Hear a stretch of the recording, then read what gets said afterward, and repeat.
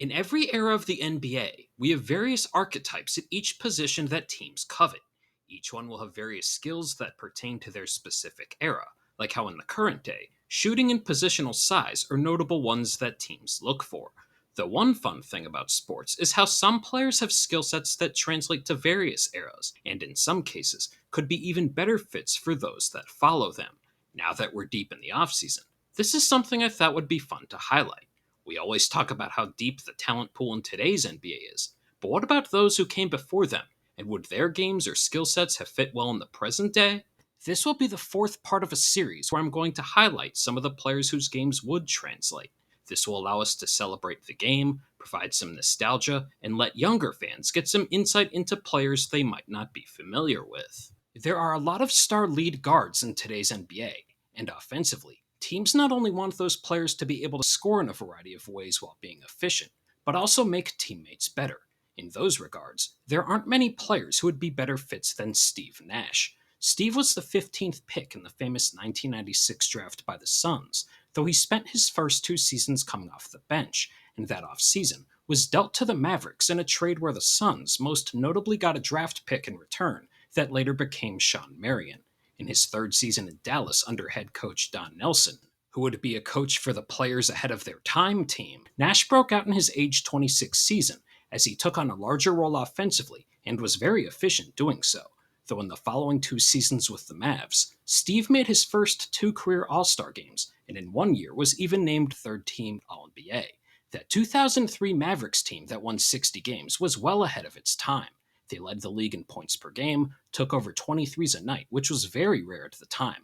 And to go with Nash, you had players like Dirk Nowitzki, Michael Finley, along with Nick Van Exel, who gave them scoring off the bench.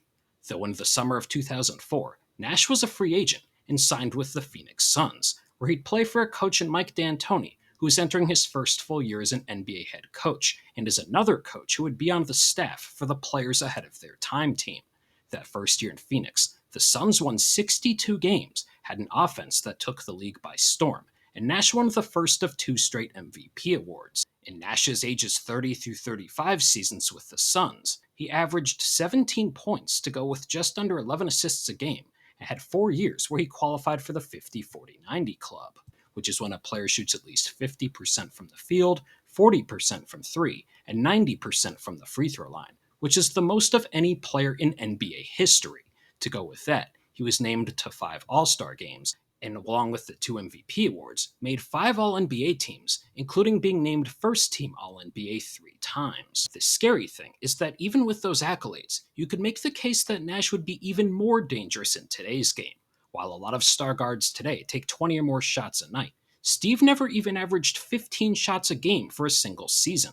On top of that, Nash, who shot just under 43% from three for his career and could make them in a variety of ways, took just under 4 per game during his 10-year peak. Then you factor in the pace of play. The Suns' offense, when D'Antoni took over, was known as 7 seconds or less, as the goal was to get off a shot within the first 7 seconds of the shot clock. In that first season, the Suns played at the league's fastest pace, with just over 97 possessions a game. 20 years later, that total would have been 26th in pace, which would rank among the bottom 5 of the league. If Nash played on an up-tempo team today, that's a difference of 5 or 6 possessions a game, and with a green light from 3, would be taking more shots while still creating for others. Though the ways Nash scored and created for others, while also getting to truly showcase these skills with innovative coaches, made him a player who helped lay a foundation for how point guards play today. In the modern NBA, it has become more common to see teams use bigger guards or wings as their primary scorers and facilitators. This is why Anfernee Penny Hardaway was ahead of his time, as a 6'7 point guard who had a unique blend of size, vision, and scoring. The third pick of the 1993 draft, Hardaway was part of a major draft night trade, as he was selected by the Warriors, but that same night was traded to the Magic with other assets in exchange for Chris Webber, who was the first overall pick. Penny started his rookie year playing shooting guard, but in early February of 1994, he took over the starting point guard role, and the Magic went 24-13 the rest of the regular season to make their first playoff appearance in franchise history. Though from there, Penny quickly reached superstar heights. Across his ages 23 through 24 seasons, Hardaway averaged 21 points, 4 rebounds, 7 assists, nearly 2 steals a game, and was named first team All-NBA twice. Given that the Magic made the NBA Finals in Penny's first full year as a starting point guard to go with a young Shaquille O'Neal, many felt the Magic might have had the makings of a future dynasty. Unfortunately, things didn't go as planned. We know Shaq left Orlando in the summer of 1996 to join the Lakers, which would be extremely unlikely today, given that a player of his stature would be a restricted free agent after their rookie contract. Though in the first round of the 1996 playoffs, Hardaway took a knee from Joe Dumars into the back of his knee, and in his words, that knee never felt the same. Despite the injury, Penny played 2 more playoff rounds for the Magic and also played on the 1996 U.S. Olympic team. Given the medical advancements and financial investment teams have in players now, chances are Penny wouldn't have played through all of this. Hardaway did get surgery for a torn left meniscus during the 96-97 season and might have rushed his recovery, as he ended up playing in 59 games that year, but made third-team All-NBA. Though Penny's left knee gave him trouble the following season, as he needed more surgery and was limited to just 19 games. The Magic traded Hardaway to the Suns in the summer of 1999 to team up with Jason Kidd. While he showed some flashes in his first year there, the next season was the beginning of the end, as he needed 2 microfracture surgeries on that left knee. This was a relatively new procedure at the time, and Penny, on the Point Forward podcast with Andre Iguodala and Evan Turner, previously said, "When I had the microfracture, I knew instantly it was the worst decision I had made in my life, because I could just tell it was different," and also cited in that interview how he knew he wasn't the same player. Unfortunately, there are a lot of what-ifs for Penny's career. If he played today, he would have had a clearer diagnosis of the initial injuries and wouldn't have played through them to the extent he did.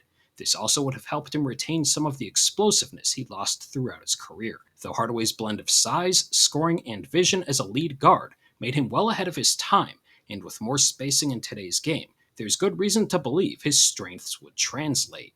As I mentioned in a video earlier this summer, NBA teams are having big men facilitate more offense in recent years. A player who was ahead of his time in that regard and displayed a versatile skill set was Chris Webber. Webber, as I mentioned earlier, was traded for Penny Hardaway on the night of the 1993 draft. Under the innovative Don Nelson, Chris played the role of a small ball center in Golden State and went on to win Rookie of the Year, showing his well-rounded skill set. Though to show you how much the league has changed, Webber had an opt-out clause after the first year of his contract, like so many young players did at the time, and due to a disconnect with his coach, threatened to use it. And the Warriors, despite coming off a 50-win season, traded Webber to the then Washington Bullets. Chris had some productive years in Washington, but things didn't truly click until he was traded to the Kings in 1998.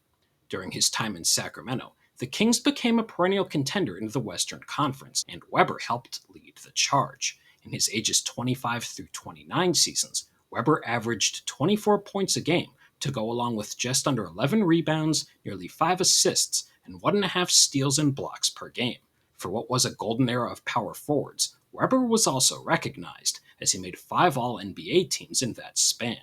While C-Web wasn't known for his shooting, he did have some years where he was relatively efficient in the mid-range, though at 6'10", his ability to initiate offense and creativity as a passer, whether it was in the half-court or when in transition, mixed with his athleticism, set him apart from many players at that time. Unfortunately, Webber in the 2003 playoffs had a meniscus tear that led to him getting microfracture surgery on his knee, and like Hardaway, he didn't have the same explosiveness when he returned.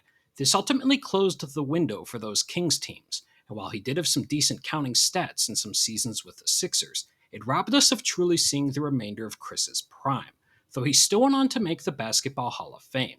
If he entered the league today, Webber's likely primarily used as a center, where his athleticism would create mismatches, and he could still alter shots with his blend of length and movement on defense. Though he might not have known it at the time, the man known as C-Web, with his blend of scoring and facilitating at his size, laid a blueprint for big men who are considered offensive hubs that we see in today's game. That wraps up the 4th group of players I'll be looking at for this series. Collectively, this was another group that highlighted skills teams look for today. All the players mentioned had traits that are valued in today's game, such as shooting, positional size, facilitating in a variety of ways, and many more. If you had any suggestions for players you'd think would be good fits for this series, Feel free to leave them in the comments, and I'm looking forward to you joining when I take another trip down memory lane to see what players had skill sets that were ahead of their time. If you made it this far, thank you, and if you enjoyed the video, make sure to like and subscribe to stay up to date with my latest in-depth NBA analysis.